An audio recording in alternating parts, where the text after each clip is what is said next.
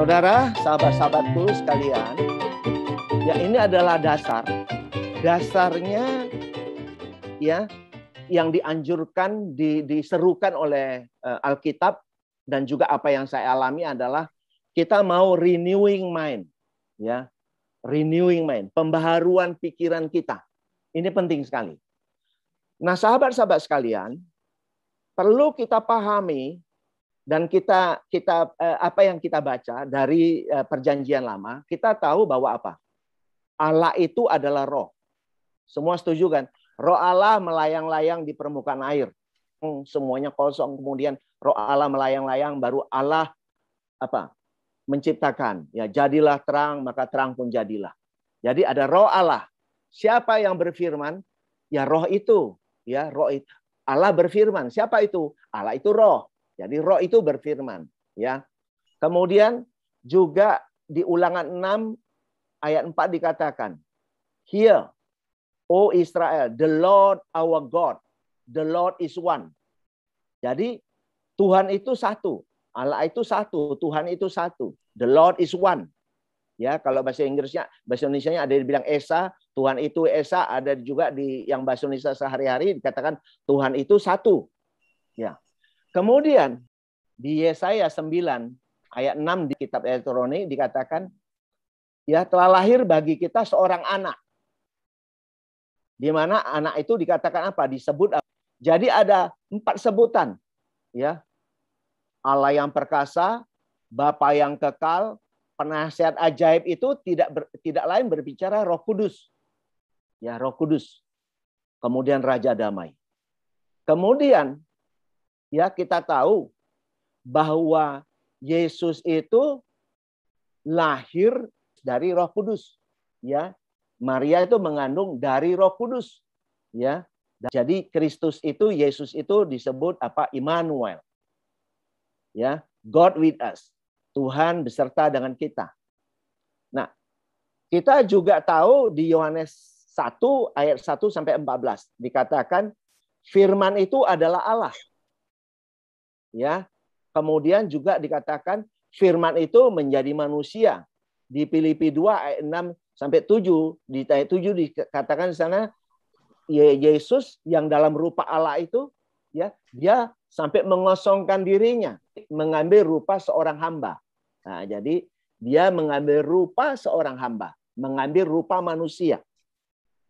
Nah, kita tahu Allah itu roh. Yohanes 4 ayat 24 berkata Allah itu roh. Kemudian ya di 2 Korintus 3 ayat 17 katakan apa? Tuhan adalah roh.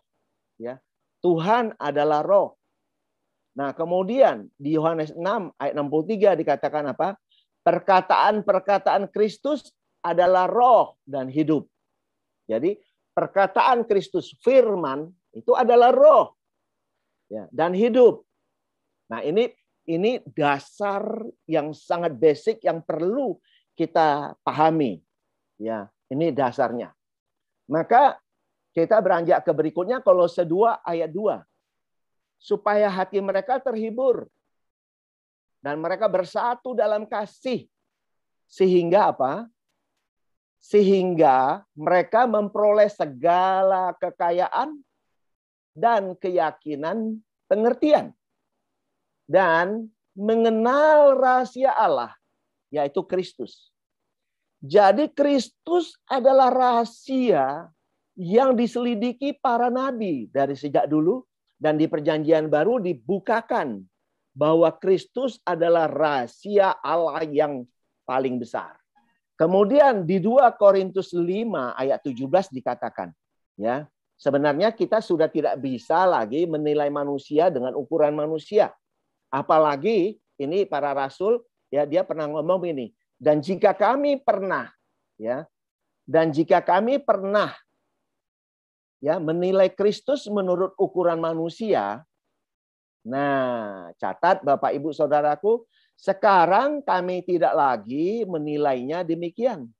Jadi pada satu titik para rasul mengerti, memahami bahwa mereka tidak bisa lagi memandang Yesus Kristus dan menilainya dengan ukuran-ukuran lahiriah, ukuran-ukuran manusia seperti pada saat dia berjalan di atas air, buat banyak mujizat, ya, sampai mati di kayu salib. Ya, itu betul. Tapi Bapak Ibu, itu sudah selesai. Itu sudah selesai, di mana itu sebagai wujud kasih Allah kepada umat manusia, di mana Allah yang maha kudus itu, yang maha esa itu, ya, dia turun menjadi manusia. Ya, dia rela menjadi manusia. Ya. Nah, sehingga waktu dia sudah bangkit, ya, dari kematian, dan dia tidak lagi dalam wujud manusia. Nah, nanti kita tahu di ayat berikutnya ini, ya, di bawahnya. Di sini dikatakan, fokuslah kepada hal yang tak kelihatan. Jadi, Paulus berkata, kami tidak memperhatikan hal-hal yang terlihat. Karena hal-hal yang terlihat itu bersifat sementara. Tetapi kami, ya, fokus atau memperhatikan kepada hal-hal yang tidak terlihat. Karena hal-hal yang tidak terlihat itulah yang kekal, yaitu yang dalam dimensi roh. Yang dalam dimensi roh itulah yang kekal. Ya, ini kira-kira itu dikatakan di 2 Korintus 4 ayat 18. Jadi ini harus menjadi pegangan kita. Kekekalan itu ada di dalam dimensi roh, spiritual, bukan dimensi fisik yang terlihat. Ya, jadi dimensi yang tidak terlihat itulah yang kekal. Kemudian Kristus itu adalah roh, yaitu roh yang menghidupkan. Kalau Adam itu adalah manusia daging, tetapi Adam yang kedua itu telah bangkit menjadi roh yang menghidupkan. Ya, ya, kita tahu tadi Allah itu roh. Sekarang Kristus setelah menyelesaikan tugas besarnya, mengabarkan Injil kebenaran, Injil Kristus, Injil kerajaan Allah, sampai dia mati di kayu salib. Ya, dikuburkan dan bangkit kembali. Nah, waktu dia bangkit kembali, ini yang penting, Bapak Ibu Saudaraku, kita harus menangkap bahwa Kristus telah kembali kepada natur kealahannya, yaitu roh. Bahkan di 1 Korintus 15 ayat 45 disebut roh yang menghidupkan atau roh yang memberi hidup. Nah, roh yang memberi hidup atau roh yang menghidupkan. Dan inilah yang di Taman Eden disebut pohon kehidupan. Maka dia sering memberikan, dialah pokok anggur, akulah pokok anggur, ya. Jadi dialah pokok. Jadi Kristus itu adalah pohon kehidupan itu sendiri yang di Taman Eden, yang sekarang di perjanjian baru digenapi. Nah, ditunjukkanlah kepada kita bahwa dia adalah roh yang menghidupkan, yaitu Sang Kristus yang telah kembali ke natur kealahannya, yaitu roh yang menghidupkan. Karena Allah itu roh, gitu kira-kira. Kemudian kita juga diberi pemahaman, ya, di sini rahasia. Ya, kalau kita baca Kolose 1 ayat 25 sampai 28, ada yang bisa bantu bacakan? Aku telah menjadi pelayan jemaat itu sesuai dengan tugas yang dipercayakan Allah kepadaku untuk menunjukkan firman-Nya dengan sepenuhnya kepada kamu, yaitu rahasia yang tersembunyi dari abad ke abad, dari turunan ke turunan, tetapi yang sekarang dinyatakan kepada orang-orang kudus-Nya.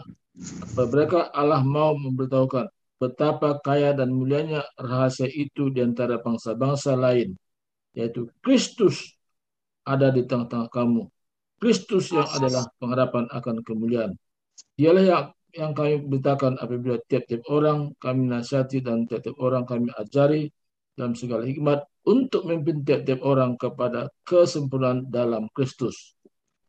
Ya, saudaraku, jadi ayat ini sangat jelas. Ini adalah rahasia yang berabad-abad. Bayangkan loh Bapak Ibu.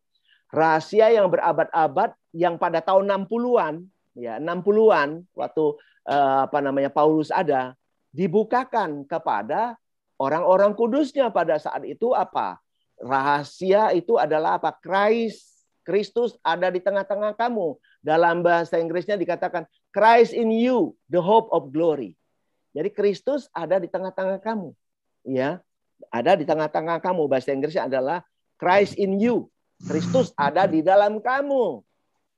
Ya, ini adalah ayat yang sangat jelas yang memberitahukan kepada kita bahwa Kristus ada di dalam kita, ya, sebagai tubuh Kristus. Ya, dan inilah yang diberitakan ya kepada banyak orang waktu itu. Dan ini juga tugas kita untuk memberitakan kebenaran ini. Kita memimpin orang, mengajar orang, ya, memuridkan orang supaya mereka apa? Mengalami kesempurnaan di dalam Kristus. Nah, kesempurnaan hanya ada kalau ada di dalam Kristus. Nah, itu yang penting kita pahami. Jadi kesempurnaan bisa terjadi kalau ada di dalam Kristus. Ya. Nah, kemudian saya lanjutkan. Sangat jelas di bawah itu di Yohanes 15 ayat 5 sering kita baca, ya kan? Akulah pokok anggur. Nah, tadi Kristus itu adalah pohon kehidupan, ya. Akulah pokok anggur. Ya. Kita carang-carangnya. Barang siapa tinggal di dalam aku dan aku di dalam dia, dia berbuah banyak. Jadi kita harus ya ada di dalam Kristus supaya kita mengenal Kristus. Ya, buahnya ya Kristus itu, kasih ya dan sebagainya. Kristus itulah ya kita harus mengenal dia. Dan Bapak Ibu, yang paling atas ini penting sekali. Ya, di 2 Korintus 13 ayat 5. Dia katakan apa? Ujilah dirimu. Apakah engkau tidak tegak dalam iman? Ya. Apakah kamu tidak yakin akan dirimu bahwa Kristus Yesus ada di dalam diri kamu? Sebab jika tidak demikian, kamu tidak tahan uji. Jadi Bapak Ibu Saudaraku, kalau Kristus tidak ada di dalam Bapak Ibu dan saya, di dalam kita, maka kita tidak tahan uji. Nah, lebih-lebih di dalam kehidupan sehari-hari. Kalau kita melihat dunia ini, dan hal-hal apa yang ada di luar sana mempengaruhi pikiran kita, dan kita tidak paham kalau Kristus ada di dalam kita, maka hidup ini menjadi sangat berat. Ya, artinya kita bisa stres di dalam kehidupan kita. Kenapa? Karena Kristus nggak ada di dalam kita. Jadi menghadapi kehidupan sehari-hari, menghadapi masalah, menghadapi pandemi COVID-19, ada keluarga yang meninggal, ada yang teman meninggal, kita bisa stres. Ada masalah ekonomi, ada yang di PHK, kesusahan cari makan sekarang, bisa stres. Kenapa? Kalau Kristus tidak ada di dalam kita, kita stres. Tetapi manakala kita mengerti, memahami Kristus ada di dalam kita ada di dalam Dia, maka kita free, kita merdeka, kita dibebaskan, kita tenang di dalam hidup kita. Ya, kita mengalami apa? Damai sejahtera. Jadi kita tahu damai sejahtera itu ada di dalam kita. Manakala kita bisa mengerti Kristus ada di dalam kita.